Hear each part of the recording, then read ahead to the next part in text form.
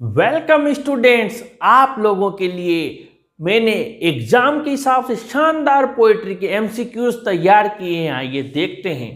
पहला क्वेश्चन हमने आपकी जो पहली पोएम है माय मदर 866 उससे लिया है। The poetess blank space to change her mood. 4 option आपके लिए दिए हुए हैं, यानी कि अपना मूड बदलने के लिए पोएटेस क्या करती है? स्माइल्स अगेन एंड अगेन, बार बार मुस्कुराती है। से सी यू सून अम्मा, या वो कहती है कि फिर जल्दी ही मिलेंगे अम्मा। Looks at young trees and children, या फिर वो युवा पेड़ों को, यानी कि जो नए पेड़ हैं उन्हें देखती है, बच्चों को देखती है, या वो ये सब करती है। लेकिन आपको पता है वो मूड को चेंज करने के लिए गाड़ी से, कार से, खिड़की से बाहर देखती है, तो वो यंग ट्रीज और चिल्ड्रन को देखती है। इसलिए इसका सही आंसर आएगा C. Question number 2, the poetess blank space to reassure her mother and hide her pain, यानी उसकी मां को आश्वस्त करने के लिए कि आपको घबराने की जरूरत नहीं है, हम फिर मिलेंगे।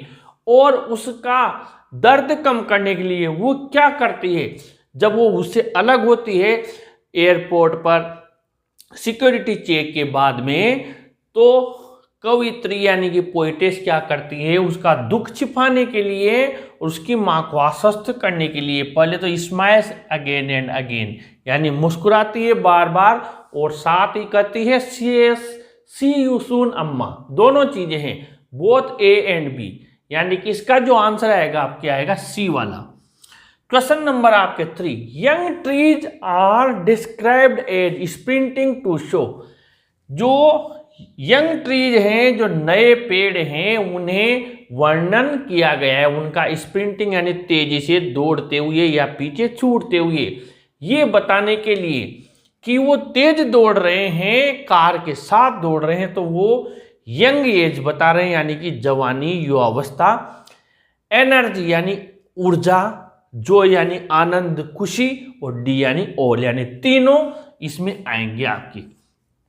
Question number 4, what is the universality of the theme of the poem my mother 866, यानी कि माय मदर 866 कविता की जो थीम, विषय वस्तु है, उसका एक जगह वो केंद्रित है, यानी मुख्य थीम क्या है, मुख्य सब्जेक्ट क्या है? डेथ इज अ ट्रुथ, यानी मृत्यु सच्चाई है। लाइफ इज अ रियलिटी, जीवन सत्य है, वास्तविकता है। एवरीवन इज हैप्पी, सब प्रसन्न हैं। टू शो ओल्ड एज, या बुढ़ापा दिखाने के लिए, यानी माय मदर 866 पूरी कविता क्या दिखा रही है? और इसका सही आंसर है डेथ इज अ ट्रुथ, यानी मृत्यु सत्य है, मृत्यु एक दिन सबको आनी है। What was the expression of the poet's face while parting from her mother? जब वो उसकी माँ से अलग हो रही थी, विदा हो रही थी, तब उसके एक्सप्रेशन क्या थे? किसके चेहरे के? कवित्री के चेहरे के। वो क्या आलोचनात्मक, सेटायरिकल यानी आलोचनात्मक, फनी यानी मजाकी थे, सैड यानी दुखी थी, और स्माइल यानी प्रसन्न थी। अब यहाँ पर स्टूडेंट्स ध्यान देना, उसके अंदर की इनर फीलिंग थी वो तो सैड थी, लेकिन जो चेहरे पर एक्सप्रेशन थे, यानी जो भावभंगिमा थी, जो उसने एक्सप्रेशन दिखा रही थी, वो तो क्या कर रही थी? उसकी माँ के सामने स्माइल कर रही थी। इसलिए भूल कर भी जल्दबाजी में इसका आंसर न दे। आप ये देखिए, चेहरे पर जो एक्सप्रेशन थे वो तो स्माइल के थे, अंदर थी सैडनेस, लेकिन चेहरे पर तो स्माइल थी, इसलिए इसका आंसर आएगा डी, स्माइल। उसके बाद में कमला दास इज फ्रॉम, कमला दास जो पोएटेस है वो कहाँ से संबंधित है? आसाम से, केरल से, महाराष्ट्र से, या वेस्ट बंगाल से? तो ये केरला से संबंधित है, बी इसका आंसर आएगा। उसके बाद में कमला दास है used two objects to compare her mother, what are दे?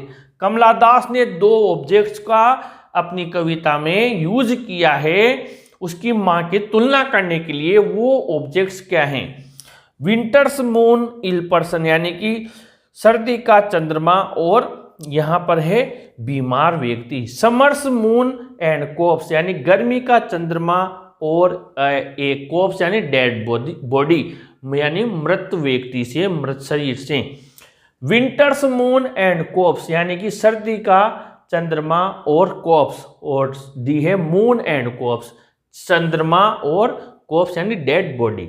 तो आपको पता है इसमें से विंटर्स मोन एंड कोप्स वाला सही आएगा। इसके बाद में हम और आगे बढ़ते हैं his eyes live in a dream of game. यह आपके एन एलिमेंट्री स्कूल क्लासरूम से लिया है कि उसकी आंखों में सपना है। किसके खेल का है? Rates game, balls game, birds game, squirrels game. अब सबको पता है इसमें आएगा डी, स्क्विरल्स गेम। इसके बाद में अगला दिया हुआ है his eyes live in a dream of squirrels game. उसकी आंखों में गिलहरी के खेल का सपना है। इसका अर्थ है the boy is full of hope in the future, यानी भविष्य में आशा से भरा हुआ है। मेंटली इल, मानसिक बीमार है।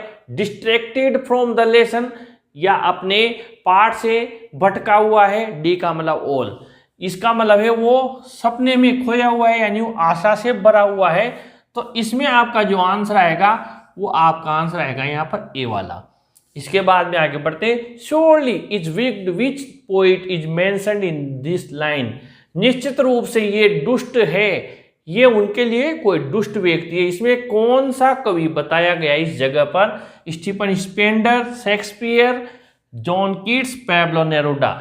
यानी आपको ये ध्यान रखना है कि इस कविता के कवि हैं वो तो आपके स्टीफन स्पेंडर हैं, लेकिन जो लाइन आई है कि ये कवि उनके लिए एक दुष्ट के समान है, तो वहां पर आया है आपके बी, शेक्सपियर का आया है लाइन में। श्योरली शेक्सपियर इज विक्ड, उनके लिए शेक्सपियर क्या एक दुष्ट व्यक्ति है। The colour of the walls of the slum school classroom is, यानी जो गंदी बस्ती का कक्षा कक्षे स्कूल का उसकी जो दीवारें उनका रंग कैसा है? येलो, पीला, क्रीम, सावर क्रीम, और डी का मतलब ऑल, सबके जैसा ही है।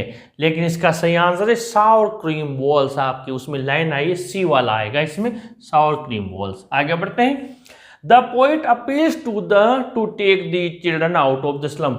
कवि अपील करता है कि इन बच्चों को इन गंदी बस्तियों से बाहर निकालो। किनसे करता है? गवर्नर से, इंस्पेक्टर से, विजिटर से, या डी यानी ऑल से। वो तीनों का उसमें लाइन आई हुई है, गवर्नर, इंस्पेक्टर, विजिटर्स, यानी इसमें आएगा डी ऑल, सभी से।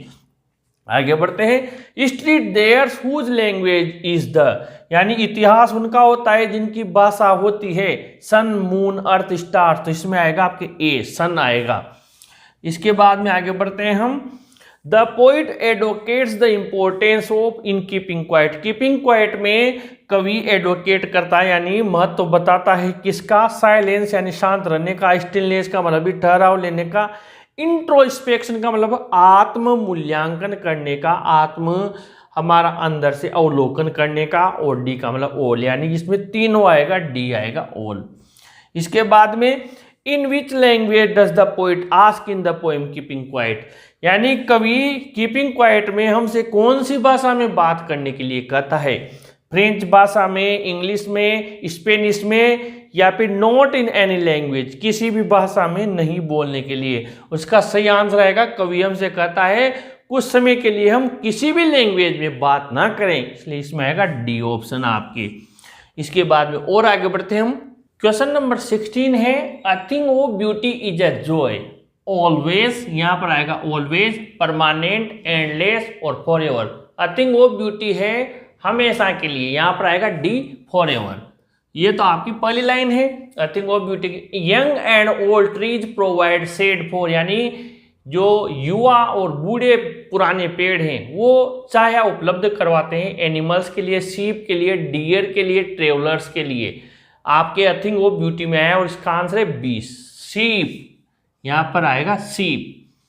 फिर है tigers of Aunt Jennifer's are, tigers of Aunt Jennifer, यहाँ पर ऐसा हटा देते हैं, tigers of Aunt Jennifer are shining like, यानी चाची जेनिफर के जो बाग हैं वो चमक रहे हैं रूबी के समान, टोपोएज के समान, डायमंड के समान, गोल्ड के समान। किसके समान चमक रहे हैं? किसके जैसे चमक रहे हैं? तो इसमें आएगा बी, टोपोएज के समान। उसके बाद में आगे बढ़ते हैं uncle's wedding sits heavily upon Aunt Jennifer's hand, यानी चाचा का बंधन। अब यहाँ पर अपने आप आपने पढ़ी हुई है कविता तो आ जाएगा। Sits heavily upon Aunt Jennifer's hand, यानी उसके हाथ में बहुत भारी भरकम महसूस हो रहा है।